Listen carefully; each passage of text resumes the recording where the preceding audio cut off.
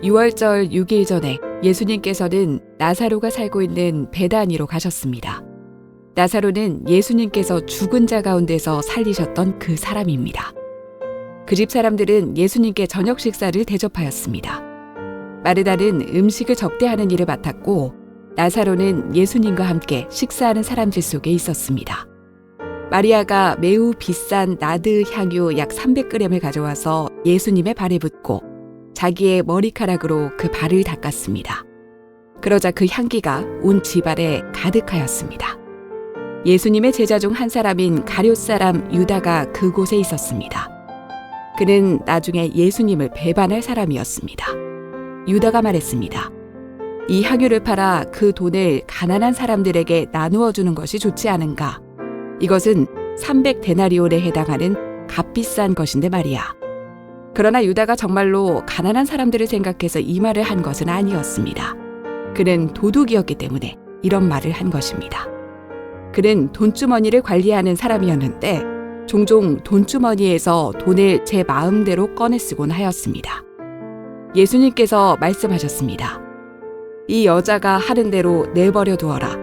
마리아는 내 장례를 치를 날을 위해 이 향유를 준비해 둔 것이다. 가난한 사람들은 너희와 항상 함께 있겠지만 나는 너희와 항상 함께 있지는 않을 것이다.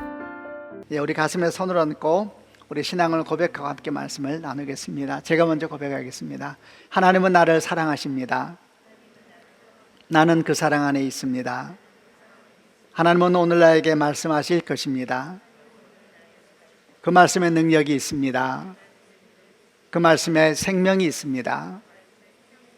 나의 마음을 하나님께 열겠습니다. 나의 생각을 예수님께 집중하겠습니다. 들은 만큼 변합니다. 들은 만큼 행복해집니다.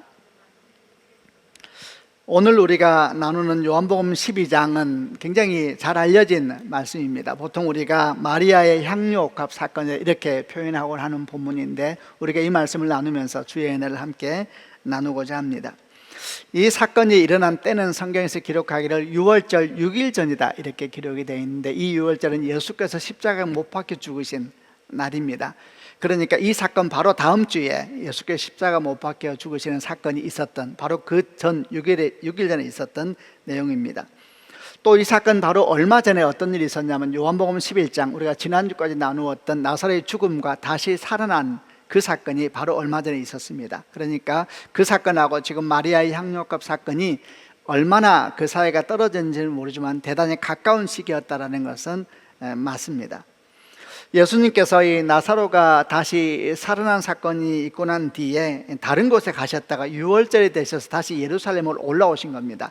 그리고 예루살렘에 올라오시면 항상 베다니에 머무셨기 때문에 베다니에 간 것이고 거기서 다시 이제 마르다, 마리아, 나사로 그리고 이제 베다니에 사는 사람들을 만나게 된 거죠. 마음들이 어땠을까요? 주님 마음이라기보다도 마리아, 마르다, 나사로 그들의 마음이 어땠을까요? 정말 말할 수 없이 감사하고 아마 이전과는 다른 감동적인 그런 만남이 아니었나 싶습니다. 그래서 주님을 위하여 잘 준비된 저녁 식사를 이렇게 준비하게 됩니다. 개역개정은 잔치라 번역하고 있기도 한데 잘 정지된 준비된 만찬을 이제 준비하게 된 것이죠. 이 사건은 여기만 기록된 것이 아니고 마태복음이나 마가복음도 기록되어 있는데 그 성경을 보게 되면 이 잔치가 열렸던 곳이 문둥의 시몬의 집이다 이렇게 기록이 되어 있습니다. 당시에 나병에 걸렸다는 얘기는 아니고 걸렸다고 회복된 시몬의 집에서 잔치가 벌어졌다 이렇게 되어 있는데 요한복음에는 이제 시몬에 대한 얘기가 하나도 나오지 않습니다. 이에 대해서 어떤 학자들은 말하기를 아마 시몬이 마르다의 남편이지 않았겠느냐 또는 마르다 마리아 시몬의 나사로의 아버지이지 않았겠느냐 이렇게 말하기도 하고 또 어떤 분들은 시몬의 집이 아마도 저녁 만찬을 하기 아주 좋은 환경이어서 거기서 모이지 않았겠느냐 이렇게 이제 표현하기도 합니다만은 우리가 정확하게는 알 수가 없고 분명한 것은 요한복음 우리가 묵상하려고 하는 요한복음은 그 이야기가 들어있지 않고 초점을 시몬이 아니라 마리아가 드린 순전한 나드 향유 그리고 그것이 무엇을 의미하고 그로 말미암아 어떤 일이 생겼는가에 대해서 초점을 맞추고 있습니다. 이 사건은 식사 중에 일어났습니다. 예수께서 이제 잘 준비된 만찬을 식사를 하고 계셨습니다. 마르다는 식사를 돕고 있었고 나사로는 함께 식사하는 사람들 가운데 있었는데, 식사 중에 갑자기 마리아가 지극히 비싼 향료 한 근을 가지고 들어와서 예수님의 발에 붓고 그리고 자신의 머리카락으로 그 발을 닦아드리는 일을 한 겁니다. 그 당시에 문화적으로 보면 대단히 있을 수가 없는 그런 사건이 이제 방 안에서 펼쳐지게 된 거죠. 다른 공간복음을 참고해 보면은 마리아가 향유를 가지고 들어와서 예수의 머리에 부었다 이렇게 기록되어 있기도 합니다. 그러니까 아마도 예수의 머리에 몇 방울을 떨어뜨리고 발에 붓고 그리고 그 머리카락으로 발을 닦지 않았는가 이런 생각이 듭니다. 참고로 팔레스타인 지역이 고온다습한 지역이었기 때문에 땀도 많이 나고 흙먼지도 많아서 귀한 손님이 오면은 향유를 이렇게 뿌려드린 것이 예의이기도 했다고 합니다. 신약 성경은 이때 마리아가 뿌린 향유를 표현하기를 매우 비싼 나드 향유 300g이다 이렇게 표현되어 있고, 개역 개정은 지극히 비싼 향유 곧 순전한 나드 한 근이다. 한 근을 좀 더 이제 잘 자세하게 해서 300g이라 그랬는데 이게 감이 잘 안 올 건데, 이 양이 실제로 나와 있는 단위가 한 340mg 정도, 밀리리터 정도. 우리 물 마시는 작은 병이 있잖아요. 그게 500ml잖아요. 그러니까 대강 감이 오시죠. 그 정도 이제 향유였는데 굉장히 이게 비싼 향유였습니다. 순전하다라고 표현되어 있는데 이것은 다른 향유와 섞이지 않은 그야말로 나드 향유 중에서 최고의 가치를 가진 향유였다 이런 표현을 한 겁니다. 나중에 가룟 유다가 그 가치를 300데나리온이다 이렇게 말을 하고 있거든요. 300데나리온은 굉장히 큰 돈이죠. 성인 남자가 하루 품삯이 한 데나리온이었으니까 안식일 뺀다 생각하면 1년 연봉의 값어치이고, 조금 더 가치가 얼마나 크냐 그 당시에 물가고 생각해 보면은 요한복음 6장을 보게 되면 오병이의 기적이 나오거든요. 그때 빌립이 주님에게 여기 있는 사람들이 떡을 조금씩만 먹어도 200데나리온이 필요합니다 이런 말을 했습니다. 거기 있는 사람들이 성인 남자만 5,000명, 여인과 아이들 포함하면 적게 잡아도 10,000명, 15,000명 그 이상이 될 수도 있는 인원인데, 그들이 다 먹는데 200데나리온 정도가 필요하다 그랬으니까 300데나리온은 굉장히 크다라는 걸 느낄 수가 있겠죠. 그래서 성경이 지극히 비싼 향유다 이렇게 표현하고 있는 겁니다. 마리아가 이 향유를 가져와서 방에서 깨뜨려서 예수님의 발을 씻기는 이 행동은 방 안에 있는 사람들에게 일단 논쟁을 일으키게 됩니다. 야단이 납니다. 방 안에서 어떤 상황이 펼쳐졌는지 4절부터 6절까지 한번 그 상황을 살펴보겠습니다. 제가 4절 읽겠습니다. 예수님의 제자 중 한 사람인 가롯 사람 유다가 그곳에 있었습니다. 그는 나중에 예수님을 배반할 사람이었습니다. 유다가 말했습니다. 5절, 이 향유를 팔아 그 돈을 가난한 사람들에게 나누어 주는 것이 좋지 않은가? 이것은 300데나리온에 해당하는 값비싼 것인데 말이야. 그러나 유다가 정말로 가난한 사람들을 생각해서 이 말을 한 것은 아니었습니다. 그는 도둑이었기 때문에 이런 말을 한 것입니다. 그는 돈 주머니를 관리하는 사람이었는데 종종 돈 주머니에서 돈을 제 마음대로 꺼내 쓰곤 하였습니다. 논쟁의 중심에 이제 가룟 유다가 갑자기 등장을 하는데, 그가 마리아에게 이렇게 말을 했다는 겁니다. 이 향유는 300데나리온에 되는 비싼 향유인데 그걸 팔아서 가난한 사람에게 줬다면 얼마나 좋았겠느냐 이렇게 이제 말을 한 겁니다. 근데 이 말이 나오자마자 성경은 바로 가룟 유다의 본심이 뭔가에 대해서 고발하듯이 기록을 해놓고 있습니다. 뭐라고 기록하냐 하면은 그는 가난한 사람을 생각해서 이 말을 한 것이 아니다, 그는 도적이다 이렇게 아주 기록을 하고 있습니다. 어쨌든 이런 이제 논쟁이 시작되어 있는데, 다른 성경을 좀 더 참고해서 보게 되면 이런 논쟁은 가룟 유다에게서만 시작된 것이 아니고 다른 제자들도 분노하면서 이 논쟁에 끼어들게 됩니다. 한 말씀을 찾아보겠습니다. 우선 마태복음 26장 8절부터 9절까지 개역개정으로 같이 읽어보겠습니다. 시작. 제자들이 보고 분개하여 이르되 무슨 의도로 이것을 허비하느냐? 이것을 비싼 값에 팔아 가난한 자들에게 줄 수 있었겠도다 하거늘. 또 마가복음 14장 4절부터 5절도 개역개정을 읽겠습니다. 시작. 어떤 사람들이 화를 내어 서로 말하되 어찌하여 이 향유를 허비하느냐? 이 향유를 300데나리온 이상에 팔아 가난한 자들에게 줄 수 있었겠도다 하며 그 여자를 책망하는지라.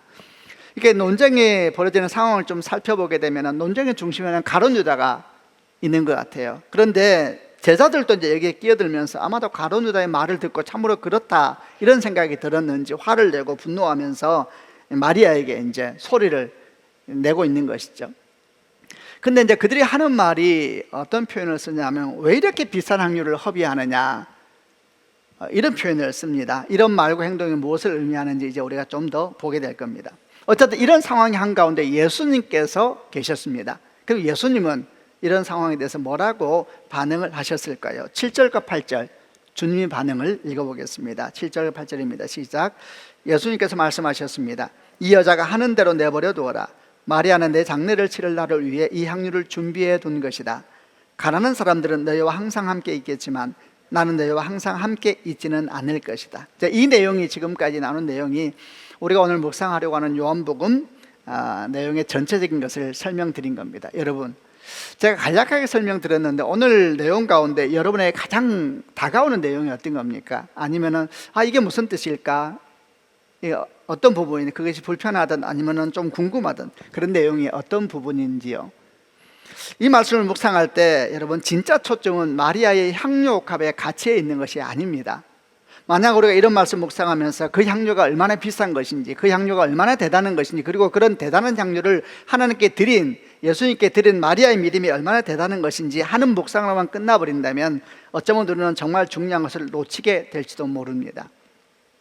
마리아가 그 비싼 나두 향료값을 가지고 와서 주님 앞에 깨뜨리고, 요한복음에는 깨뜨린다는 말이 없는데 마가복음에는 옥합을 가지고 와서 깨뜨려 예수의 머리에 부었다, 이렇게 표현되어 있거든요. 깨뜨려서 그 향유를 머리에 붓고 또 발에 붓고 자신의 머리카락으로 그 발을 닦는 것은 도대체 무엇을 의미하는 것인가? 우선 크게 말하면 이것은 마리아에게 있어서는 일종의 대단한 신앙 고백과 같은 행동이었습니다. 앞서 우리가 나눈 것처럼 당시 귀한 손님에게 향유를 몇 방울 뿌려주곤 하는 것은 일상적인 일이었다 그랬습니다. 그러니까 사실 지금 가룟 유다나 제자들이 마리아의 향유값 사건 때문에 분노하고 흥분하고 있는 것은 그가 향유를 가져와서 예수님에게 뿌렸다는 것 때문이 아닙니다. 문제는 뭐냐면 그 향유가 너무 비싼 것이 문제였습니다. 그러니까 이들이 말하기를, 화를 내면서 왜 이렇게 귀한 향유를 허비하느냐, 이런 표현을 쓰는 거거든요. 허비라는 것은 100원만 줘도 되는데 1000원 주고 살면 그게 허비라 그러잖아요. 그러니까 왜 이렇게 허비하느냐, 이런 말을 하면 소리 지른 겁니다. 이 허비라는 말로 번역된 헬라어가 아폴레라는 단어인데 이게 무슨 뜻이냐면 허비하다, 낭비하다, 또는 멸망하다, 파괴하다, 이런 뜻을 가지고 있습니다. 그러니까 문자 그대로 본다면은 이렇게 말하는 거예요. 제자들이 가룟 유다가 마리아에게 네 행동은 쓸데없는 허비요 낭비이다. 왜 마치 그 귀한 향유를 땅에 부어버리는 것처럼 그렇게 함부로 하느냐, 이렇게 표현하는 것이나 마찬가지 표현을 하고 있는 겁니다. 여러분, 제 표현이 혹시 너무 심하게 들렸는지 모르겠는데, 그러나 잠깐만 묵상해 보십시오. 지금 제자들이 집단적으로 마리아에게 화를 내고 있는데, 분노하며 화를 내고 있는데 말할 때도 결코 차분하게 말하지 않았겠죠. 아마도 짜증을 내면서, 화를 내면서, 소리를 지르면서 마리아에게 말하지 않았을까요? 너무 비싼 거였어요, 향유가.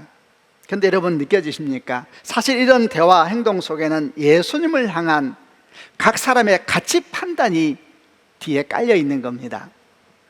지금 제자들과 가룟 유다는 뭐라고 말하고 있냐면, 예수님은 그렇게까지 하지 않아도 된다, 이 말을 하고 있는 겁니다.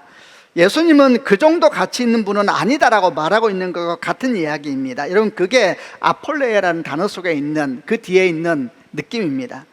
만약 그 방에 로마 황제가 앉아 있었다면, 만약 그 방에 헤로드 왕이 앉아 있었다면, 만약 그 방에 유대에서 가장 부자가 앉아 있었다면, 그리고 그 사람을 향하여서 마리아가 향유값을 가져와서 깨고 그 발을 씻겨드렸다면, 여러분, 제자들은 어떻게 반응했을까요?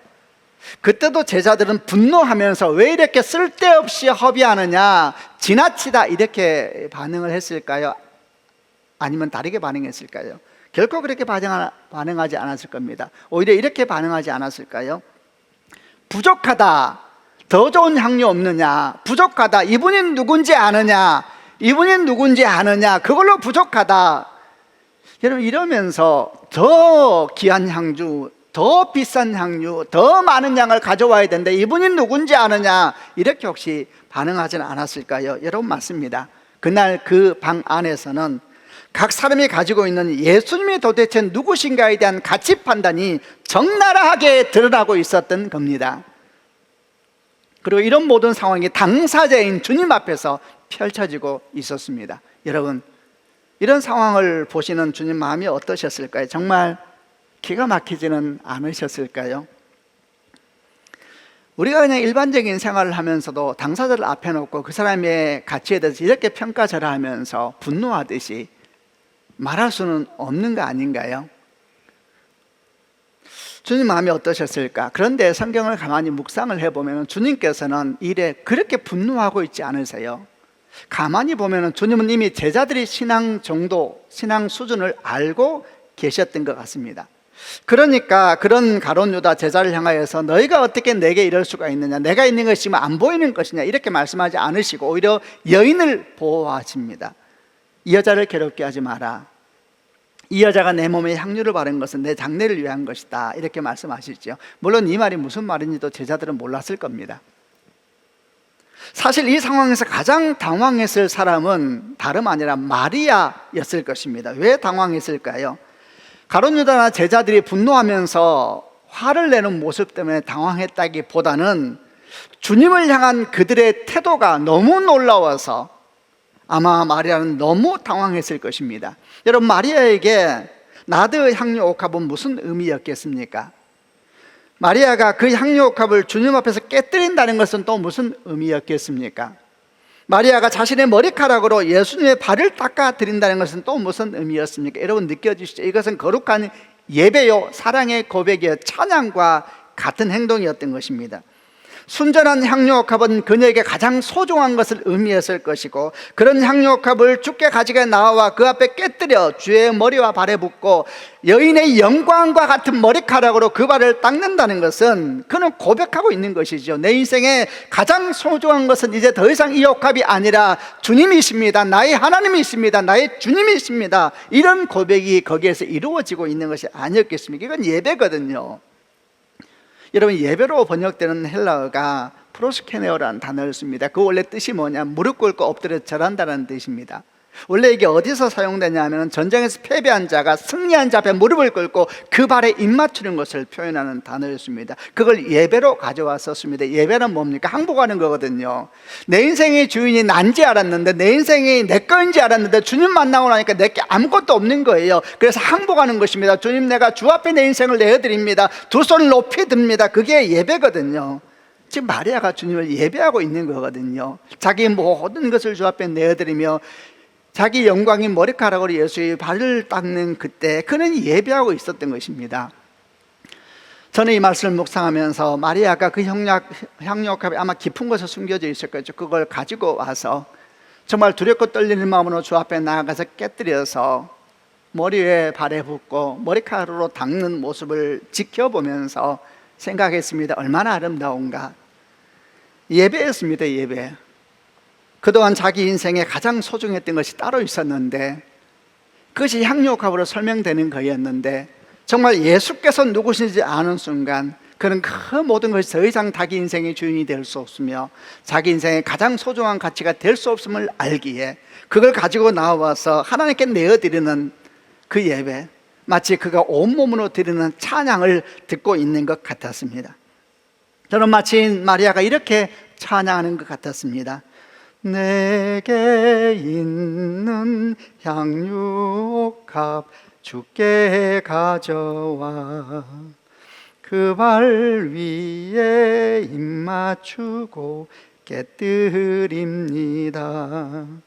나를 위해 험한 산길 오르실 그 발 걸음마다 크신 사랑 새겨놓았네. 주님 다시 이 땅 위에 임하실 그때 주의 크신 사랑으로 날 받아주소서.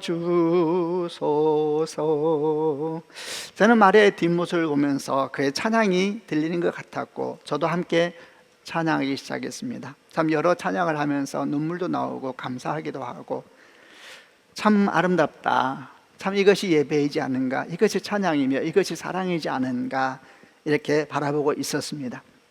그리고 질문하게 되었습니다. 마리아는 언제부터 이런 믿음을 갖게 되었고 이런 예배를 하나님께 주님께 드릴 수가 있었을까? 우리는 이런 마리아의 믿음, 이런 마리아의 예배가 오빠 나사로의 죽음과 다시 살아남과 아주 긴밀한 관계가 있을지도 모른다는 사실에 대해서 주목을 해야 됩니다. 사실 오늘 본문에 나오는 저녁 식사 자체가 어떻게 마련됐습니까? 나사로가 다시 살아남에 대해서 감사함으로 마련된 잔치였던 것입니다. 성경은 이를 분명히 하고 있죠. 그러니 이 마리아의 예배, 마리아의 신앙이 오빠 나사로의 죽음과 다시 살아남과 깊은 관계가 있는 것은 아닐까라고 질문해 볼 수가 있는 것이죠. 우리는 지난 3주 동안 나사로의 죽음과 그의 살아남에 대한 말씀을 묵상했었습니다. 사실 저는 가만히 그 말씀을 묵상하면서 그 사건이 있기 전까지 마리아의 믿음은 분명 지금 모습과는 달랐다는 생각을 했습니다. 여러분, 우리는 다 기억하고 있습니다. 마르다도 마리아도 오빠가 죽고 난 다음에 예수께서 오셨을 때 예수님을 보고 첫 마디가 뭐였습니까? 주님이 여기 계셨다면 오빠가 죽지 않았을 것입니다. 그러자 그런 자매들에게 주님 말씀하셨죠. 나는 부활이요 생명이다. 나를 믿는 자는 죽어도 살겠고 무려 살아서 나를 믿는 자는 영원히 죽지 아니하리니 이것을 네가 믿느냐. 사실 이 말씀은 엄청난 말씀이었습니다. 자매들은 이 말씀이 무엇을 의미하는지 모르고 있었지만 사실 이 말씀은 예수께서 하나님이심을 나타내는 의미였지 않습니까? 이들은 그 말씀이 무슨 말인지 몰랐기에 마리아가 대답했었습니다. 예, 주님, 마지막 날 부활의 때에 오빠가 다시 살 것을 믿습니다. 이때까지 자매들은 예수님께서 분명히 하나님 앞에 특별한 분이라는 사실을 인식하고 있었던 것 같아요. 그들이 말하지 않습니까? 주께서 기도하시면 하나님께서 들으신 줄 우리가 알고 있습니다. 주님이 아주 특별한 분이라는 걸 저희가 알고 있습니다. 이렇게 말함으로 말미암아 그들은 예수님이 하나님 앞에 특별한 분이시다라는 고백을 하고 있는 겁니다. 그러나 그들은 아마도 꿈에도 상상하지 못했을 것입니다. 그분이 바로 하나님이시라는 사실에 대해서 말입니다. 그런데 그들 앞에서 죽은 지 4일이나 된 오빠가 온몸에 천을 두른 상태에서 무덤에서 걸어 나왔을 때, 그리고 사람들에 의해서 그 천이, 그 몸을 감싸고 있는 천이 하나하나 벗겨지기 시작했을 때 자매들은 도대체 무슨 일이 일어나온지를 몰랐을 것입니다. 그러면서도 온몸이 떨리는 전율 속에서 깨달았을 것입니다. 하나님이시구나. 하나님이셨던 것입니다. 하나님이셨던 겁니다. 상상도 할 수 없었고 꿈도 꿀 수 없었던 이야기. 예수님은 모세나 여호수아, 요셉이나 다윗 같은 특별한, 하나님이 특별히 살아가는 그런 분이 아니라 하나님이셨던 것입니다. 하나님. 사실 이 사실이 이해가 되지 않았지만 그들은 느끼고 믿게 되었을 겁니다. 사실 이 사실은 자매들에게는 오빠 나사로가 살아난 것보다 더 충격이었을 겁니다. 오빠 나사로가 살아난 사건은 예수님이 누구신가에 대해서 이 자매에게 알게 했지만 정신이 없었습니다. 야단이 났죠, 이 되살아난 사건 때문에. 그리고 주님은 이제 그곳을 떠나서 다른 곳으로 가셔야만 됐습니다. 어쩌면 이 자매들은 예수님이 하나님이신데 그분을 향하여서 어떻게 할지도 모르는 상태에서 주님은 그곳을 떠나셔야만 됐을지 모르겠습니다. 그런데 그분이 다시 베다니에 오신 것입니다. 그리고 그분을 위해서 저녁 잔치가 준비되었습니다. 그러나 마리아에게는 지금 저녁 식사가 문제가 아니었습니다. 그분은 하나님이셨습니다. 마리아에게는 오직 한 가지 생각밖에 없었습니다. 무엇으로 그분께 나아갈까? 어떻게 그분께 나아갈까? 마리아는 아마 생각 속에 깊이 숨겨놓았던 순전한 향료옥합이 떠올랐을 것입니다. 그 향료옥합은 마리아에게 가장 소중한 것이었습니다. 그걸 드리기로 결정합니다. 비싸서가 아니고, 대단해서가 아니고, 무엇을 가지고 간다 한들 하나님께 무슨 가치가 있겠습니까? 그런 것 때문이 아니라 마리아가 이 옥합을 주께 드리기로 결정한 것은 그는 주 앞에 고백하고 싶었습니다. 주여, 이제 내 인생에 가장 소중한 것은 이 향료옥합이 아닙니다. 나의 주님이십니다. 나의 하나님이십니다. 바로 그 마음을 가지고 그는 깊은 곳에 있는 향료옥합을 꺼내서 두렵고 떨리면서 하나님 앞에 나아가서 깨뜨려서 발을 씻기고 자기의 머리카락으로, 여인의 영광이요, 그 머리카락으로 발을 씻겨드렸던 겁니다. 그런데 바로 그 순간 뒤에서 날카로운 소리가 들려온 것입니다. 이 비싼 향료를 왜 이렇게 허비하느냐? 팔아서 300데나리온을 받아서 가난한 자들에게 줄 수 있을 터인데. 가룟 유다가 마리아의 행동을 비난하면서 갑자기 가난한 자들에 대한 이야기를 쑥 가지고 들어옵니다. 저는 가룟 유다를 가만히 보다가 생각했습니다. 과연 가룟 유다로다 그가 어떻게 이 예배를 이해하랴? 그가 어떻게 순전한 향유의 의미를 알고 있으랴. 300데나리온이라 과연 그답구나. 그 순간에 예배를 돈으로 환산하다니 과연 그답다. 그 순간의 헌신을 숫자로 환산하다니 과연 가룟 유다답구나. 그러나 여러분, 어찌 보면 너무 당연하지 않겠습니까? 평생 한 번도 진실하게 주 앞에 예배 들어본 적이 없는 사람이 그 순간 그 예배를 보면서 돈이 계산되고 숫자가 환산되는 게 어찌 보면 당연한 일이 아니었겠습니까? 성경은 바로 그의 정체를 고발합니다. 그는 도적이다. 가룟 유다를 가만히 지켜보다가 갑자기 함께 흥분하고 있는 사람들이 보였습니다. 제자들이죠. 그런데 제자들은 왜 이러는가? 왜 같이 그들도 가룟 유다처럼 흥분하는가? 가룟 유다에 한 번도 예수님을 주로 부러운 적이 없어서 그렇다 하더라도 제자들 중에는 베드로도 있지 않은가? 주는 그리스도시요 살아계신 하나님의 아들이라고 고백했던 그 베드로도 있는데 이 제자들은 지금 왜 이러고 있는가? 이러면서 가만히 지켜보다가 충격적인 사실을 알게 되었습니다. 여러분, 예수님 가장 가까이 있었던 제자들이 예수님이 누구이신지를 모르고 있었습니다. 여러분, 얼마나 충격적입니까? 이제 바로 며칠 뒤에 주님은 십자가를 지고 죽으셔야 합니다. 그런데 아직까지도 제자들이 예수님의 신성과 인성에 대한 신비를 깨닫지 못하고 있었으니 이를 어떻게 해야 된단 말입니까? 지난 3년의 공생애 동안 그 많은 기적의 한가운데 있었던 제자들이고 주님이 보내셔서 놀라운 기적의 현장을 직접 경험했던 제자들인데 어떻게 이럴 수가 있겠습니까? 우리는 이 사실에서 알아야 합니다. 주님 가까이에 있는 것처럼 보인다 해서 주님을 잘 아는 것이 아닙니다.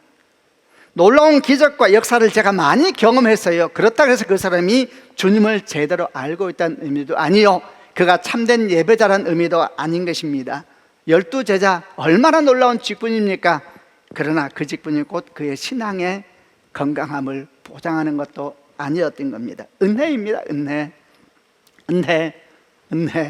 성령의 인도하심일 뿐입니다. 우리는 이런 기가 막힌 현장을 가만히 쳐다보면서 우리 자신을 향하여 묻지 않을 수가 없습니다.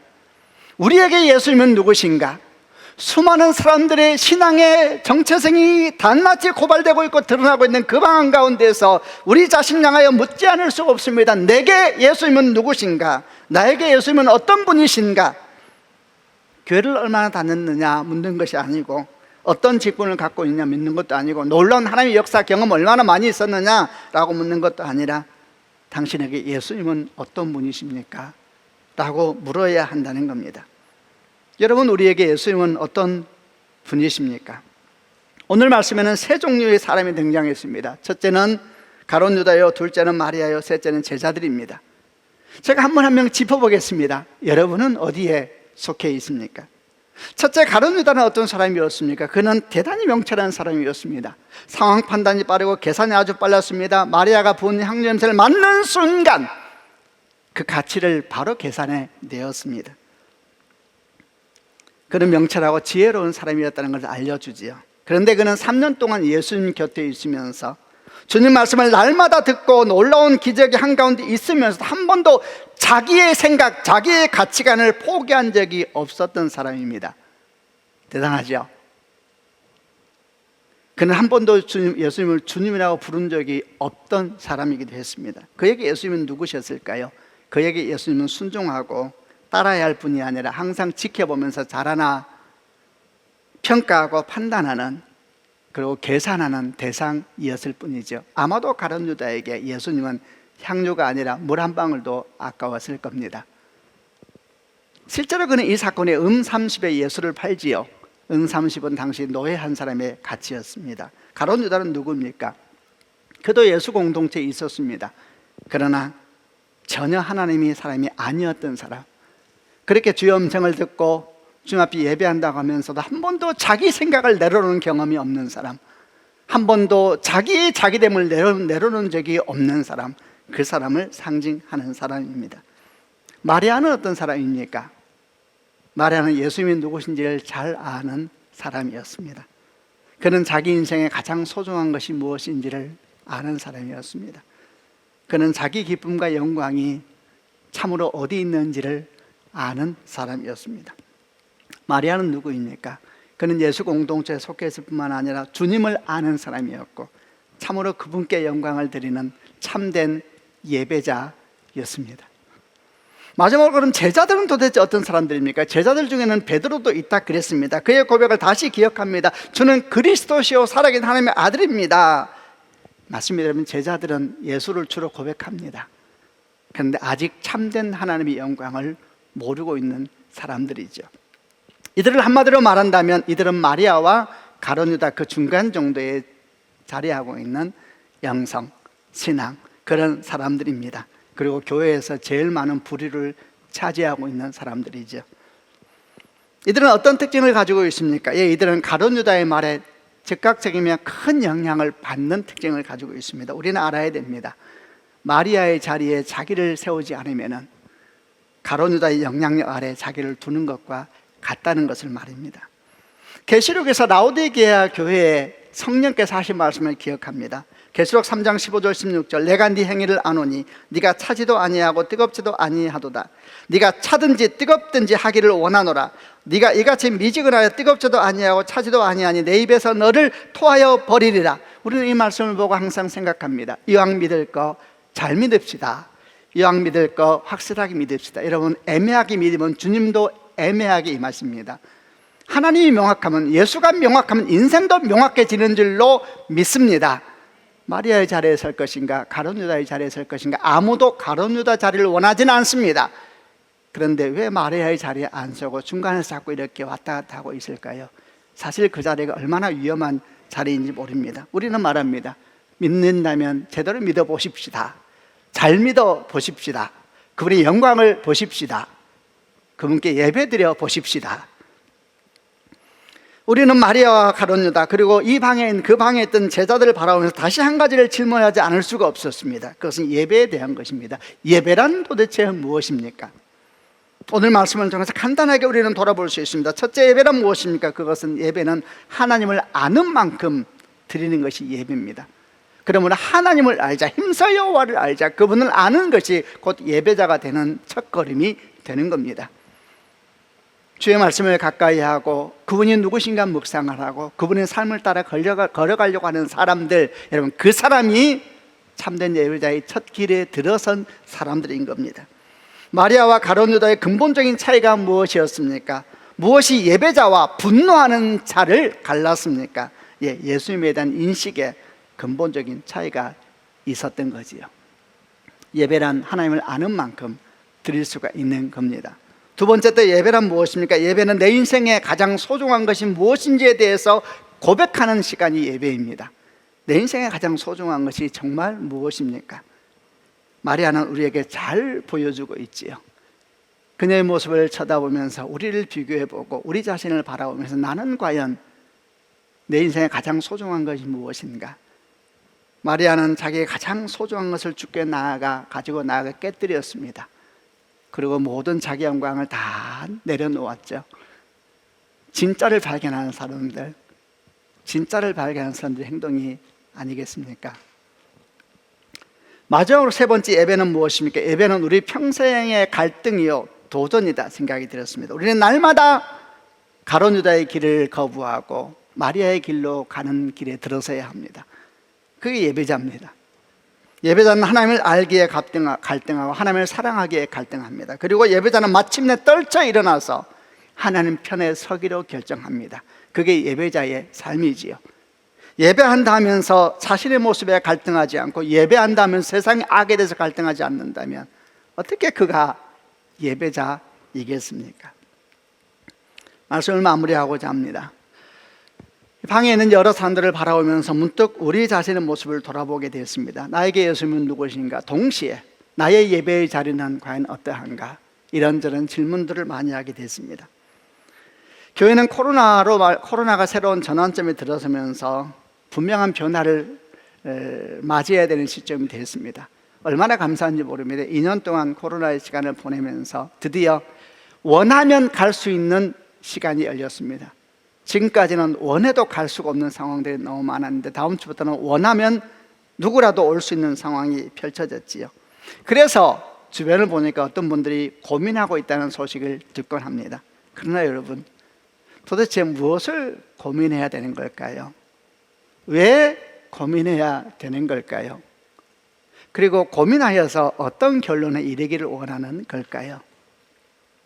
사실 여러분, 고민할 것이 없는 겁니다. 우리의 익숙해진 삶을 떨쳐 일어날 노력이 필요한 것이지 고민해야 할 문제는 아니지 않습니까? 예배는 지켜보며 바라보는 것이 아님을 알기에, 예배자는 객석에 앉아있는 관중이 아님을 알기에, 우리는 다시 한번 우리 삶의 자리를 떨쳐 일어나서 지난 2년 동안 언제부턴가 우리에게 익숙해져 버리지 않았던 현장을 다시 찾으면서 나와서 주님을 예배하고 주님을 찬양해야 되지 않겠습니까? 어떤 사람들은 현장 예배만 주장하고 온라인 예배를 터부시하는 것은 시대에 뒤떨어진 생각이다라고 말씀합니다. 그 말은 대단히 일리가 있고, 우리가 코로나 상황에서는 그 말에 대해서 우리도 똑같이 설명을 했었습니다. 그러나 이제 우리는 현장을 회복하고자 합니다. 우리는 온라인 예배를 터부시하는 것이 아니고, 온라인 예배는 교회에 익숙하지 않은 사람들을 위한 좋은 통로가 될 겁니다. 그러나 우리는 다시 현장을 지켜야 됩니다. 그들이 올 수 있도록, 그들이 교회 와서 어색해하지 않도록 다시 교회를 만들고, 다시 예배를 만들고, 그분 앞에 무릎을 꿇고 찬양하면서 다시 주 앞에 나아가야 되지 않겠습니까? 주님은 우리에게 누구십니까? 나의 주 나의 하나님이시여 내가 주님을 찬양합니다. 주의 은총이 여러분과 함께 하시기를 바랍니다. 기도하겠습니다. 가슴에 한 번 다 손을 얹으시기를 바랍니다. 오늘 말씀 가운데서 여러분에게 주신 말씀이 무엇입니까? 그 말씀이 감동의 말씀이었던, 아니면 불편한 말씀이었던, 그러면 주님께 주신 말씀이다 붙잡으시길 바랍니다. 아무 감동이 없었다면 붙잡고 싶은 말씀을 붙잡으시길 바랍니다. 그리고 주 앞에 기도하십시다. 존귀한 주여, 우리가 주의 말씀을 받았나이다. 이 말씀이 오늘 내 심령에 심겨지게 하여 주시고, 정말 이 말씀이 하나님의 생명의 말씀이요 생명의 통로가 되도록 은혜 베풀어 주옵소서. 우리가 질문을 받고 도전을 받았습니다. 당신에게 예수님은 누구시냐고, 당신에게 예수님은 누구시냐고, 당신은 마리아 쪽에 서 있느냐, 가룟 유다 쪽에 서 있느냐, 아니면 중간에 서 있는 제자들 무리 가운데 있느냐 질문을 받았습니다. 주의 말씀 가운데 주 앞에 기도합니다. 하나님이여, 우리 가운데 은혜를 베풀어 주시고 우리의 삶의 자리가 명확해지는 시간 되게 하여 주옵소서. 주신 말씀 붙잡고 같이 한번 하나님께 기도하겠습니다.